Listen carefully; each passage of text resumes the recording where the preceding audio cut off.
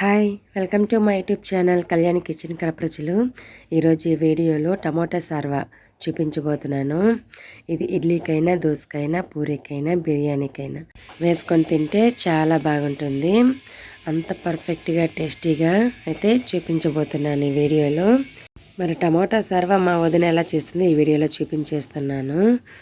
కావాల్సిన పదార్థాలు: ఒక ఇంచు కొబ్బరి ముక్కలు, ఒక 7 వరకు జీడిపప్పు పలుకులు, ఒక 2 ఉల్లిపాయలు తీసుకొని సపరేట్గా కట్ చేసి పక్కన పెట్టుకోండి. 4 పచ్చిమిరపకాయలు, అలాగే కొద్దిగా షాజీరా, కొద్దిగా సోంపు, కొద్దిగా జీలకర్ర, 2 ఇలాచీలు, 1 ఇంచు చెక్క, 4 లవంగాలు, కొత్తిమీర, కరివేపాకు, 1/2 కేజీ టమోటాలండి.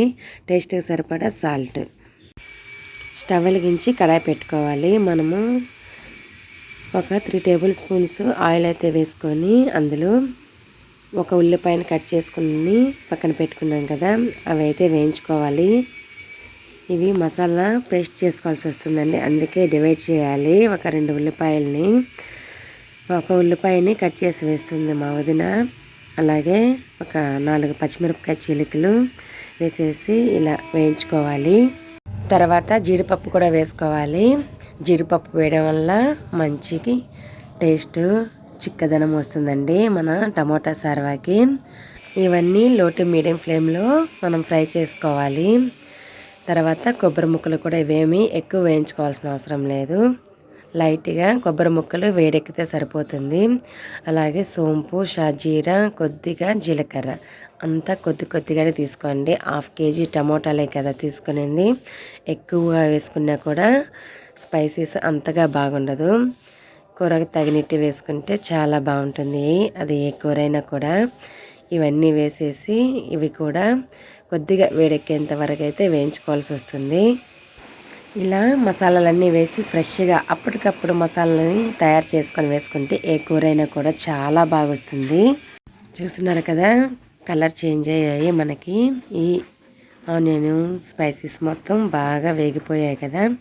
ఇప్పుడు స్టవ్ ఆఫ్ చేసి పక్కన పెట్టేసుకోవాలి. 1/2 కేజీ టమోటాలని గ్రైండ్ చేసుకొని పక్కన పెట్టుకోండి.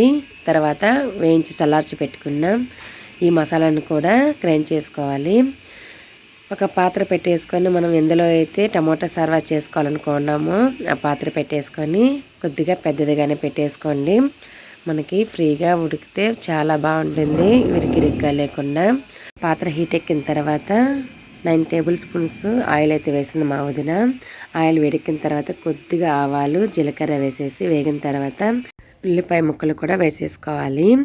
ఉల్లిపాయ ముక్కలు కూడా మనకి పచ్చివాసన పోయేంత వరకు ఈ విధంగా వేయించుకొని ఒక 2-3 చిలుకలు, పచ్చిమిరపకాయ చిలుకలు కూడా వేసేసుకొని 1/2 టీ స్పూను అల్లం వెల్లుల్లి పేస్ట్ కూడా వేసేసి ఇవి కూడా పచ్చివాసన పోయేంత వరకు వేయించుకోవాల్సి వస్తుంది. మంటను అనేది మీడియం ఫ్లేమ్లో పెట్టేసుకోండి. ఈ విధంగా అప్పుడప్పుడు వేయించుకుంటూ అల్లం వెల్లుల్లి పేస్ట్ కంపల్సరీగా పచ్చివాసన పోయేంత వరకు వేయించుకోవాలి. మనం తొందరపడి పచ్చివాసన పోకుండా ఏ కర్రీ చేసినా అది బాగోదు. ఇలా వేగిన తర్వాత మసాలా పేస్ట్ని కూడా వేసేసి ఒకసారి బాగా కలుపుకొని ఆయిల్ పైకి వచ్చేంత వరకు అయితే మగ్గించుకోవాల్సి వస్తుంది. ఇప్పుడు ఫ్లేమ్ అనేది హై ఫ్లేమ్లో పెట్టుకోవాలి. ఇలా ఒకసారి బాగా మిక్స్ చేసుకోండి. మనము ఈ మసాలా పేస్ట్ వేసి వేయించుకుంటూ ఉంటే ఇల్లంతా సువాసనతో గుమాలిచిపోతుంది. అంత రుచిగా అయితే ఉంటుంది ఈ టమోటా సార్వా. ఈ విధంగా మనకు మసాలా దగ్గర పడి ఆయిల్ అయితే కొద్దిగా పైకి వచ్చింది కదా. ఇప్పుడు ఈ టైంలో టమోటా పేస్ట్ కూడా వేసేసుకొని ఇది కూడా దగ్గర పడాలండి. కొద్దిగా మనకి టమోటా పేస్ట్ పచ్చి వాసన పోవాలి. ఇలా ఒకసారి బాగా మిక్స్ చేసుకొని మీకు కారానికి సరిపడా కారపొడి 1/2 టేబుల్ స్పూన్ అయితే వేసింది. అలాగే 1/2 టేబుల్ స్పూన్ ధనియాల పొడి కూడా వేసేసి బాగా మిక్స్ చేసుకోవాలి. మా వదిన కారపొడి, ధనియాల పొడి చూపించడం మర్చిపోయింది వీడియో తీసేటప్పుడు. అడ్జస్ట్ చేసుకుంటారని అనుకుంటున్నాను. ఈ విధంగా కారపొడి, ధనియాల పొడి వేసేసి ఒకసారి బాగా మిక్స్ చేసుకొని ఈ విధంగా పొంగి వస్తున్నప్పుడు కొద్దిగా పసుపు అయితే వేసుకొని మళ్ళీ ఒకసారి అయితే బాగా కలుపుకోవాలి. మనకి టమోటాలో నీళ్ళన్నీ వచ్చేసాయి కదా, హై ఫ్లేమ్లో పెట్టుకోండి. తొందరగా అయితే మనకు దగ్గరికి వస్తుంది. అలా పచ్చి వాసన పోయేంత వరకు ఈ విధంగా అప్పుడప్పుడు మిక్స్ చేసుకుంటూ ఉండాలండి. మనకు టమోటా పేస్ట్ అనేది కొద్దిగా తిక్కిగా అయింది. ఈ టైంలో కొంచెం కరివేపాకు అనేది కొద్దిగా ఎక్కువగానే వేసుకోండి. ఎక్కువైనా చాలా బాగుంటుంది. అలాగే కొత్తిమీర వేసేసి హై ఫ్లేమ్లోనే ఉంచండి. ఫ్లేమ్ని ఒకసారి మిక్స్ చేసుకోవాలి. మిక్స్ చేసుకున్న తర్వాత మూత పెట్టేసేయండి. పొంగిపోకుండా చూసుకోవాలి హై ఫ్లేమ్లో అయినా కూడా. అందుకని పెద్ద సైజు పాత్ర అయితే తీసుకోవాలి.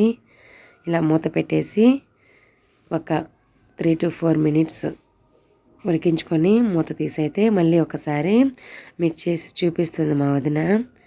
ఈ విధంగా ఉడుకుతూ ఉంటుంది. ఇలా ఉడికినప్పుడు మీకు ఇప్పుడు ఎన్ని నీళ్ళు అయితే కావాలో అన్ని నీళ్ళు అయితే వేసుకోవాల్సి వస్తుంది. మిక్సర్ జార్లోనే నీళ్ళు వేసి వేస్ట్ కాకుండా ఒక 2 గ్లాసుల వరకు అయితే వేసింది మా వదిన. టమోటా సార్వా అనేది కొద్దిగా పలుచగా ఉంటేనే బాగుంటుంది. ఇడ్లీకి దోశకి వేసుకొని తింటే అలా జ్యూసీగా వెళ్ళిపోతుందండి. తింటూ ఉంటే చాలా టేస్టీగా ఉంటుంది. మా వదిన 2 గ్లాసుల నీళ్ళు అయితే వేసుకునింది. వేసి ఒకసారి బాగా మిక్స్ చేసుకోవాలి. ఈ విధంగా ఒకసారి బాగా కలుపుకొని మూత పెట్టుకొని హై ఫ్లేమ్లోనే ఉడికించుకోవాల్సి వస్తుందండి. హై ఫ్లేమ్లో మూత పెట్టి ఉడికించినా పొంగిపోకూడదండి. పొంగిపోయిందంటే మనకి పొంగిపోయి కింద పడిపోతుంది, రుచి అంతా వెళ్ళిపోతుంది. అందుకే ముందే పాత్ర పెట్టుకునేటప్పుడు పెద్ద సైజు పెట్టుకుంటే ఇలా ఉడుకుతూ ఉన్నా కూడా అక్కడే ఉంటుంది. ఇలా బాగా ఉడుకుతున్నప్పుడు ఇంకోసారి అయితే మిక్స్ చేసుకోవాలి. ఇలా హై ఫ్లేమ్లో ఒక 3 నిమిషాల పాటు ఉడికించుకోవాలండి. ఇలా ఒకసారి బాగా మిక్స్ చేసుకొని మళ్ళీ మనము మూత పెట్టుకొని ఇంకో 3-4 నిమిషాల పాటు ఉడికించుకుంటే అప్పుడు మనకు టమాటా సర్వా రెడీ అయిపోతుంది. పచ్చి వాసన పోయి మంచి రుచిగా అయితే తయారైపోతుంది. ఇంకో 4 నిమిషాల తర్వాత అయితే మా వదిన చూపిస్తుంది. టమాటా సర్వా అనేది ఈ కన్సిస్టెన్సీలో ఉంటే పర్ఫెక్ట్గా ఉంటుందండి. ఎక్కువ పలుచగా లేదు, అలాగని చిక్కగాను లేదు. ఈ విధంగా అయితే టమాటా సార్వా చేసుకుంటే టేస్టీగా ఉంటుంది. ఎప్పుడు బ్రేక్ఫాస్ట్లోకి చట్నీలో చేసుకుంటూ ఉంటాం కదా, అలా కాకుండా ఈ విధంగా టమాటా సార్వాని చేసుకొని వేసుకొని తినండి. మీకు నచ్చుతుంది. అప్పుడప్పుడు ఇలా కూడా తింటూ ఉంటే బోర్ కొట్టదు. అంతే అండి, గుమ్మగుమ్మలాడే టమోటా సార్వా అయితే రెడీ అయిపోయి ఒక బౌల్లోకి అయితే తీసేస్తుంది మా వదిన. ఈ టమోటా సార్వా చాలా టేస్టీగా ఉంటుంది. అలాగే క్విక్గా కూడా చేసుకోవచ్చు. మరి మీకు మా వదిన చేసిన ఈ టమోటా సార్వా చేసిన విధానము నచ్చితే మీరు కూడా ఇంట్లో తప్పకుండా ట్రై చేయండి. నేను ఇంకో మంచి వీడియోతో వస్తాను. బాయ్.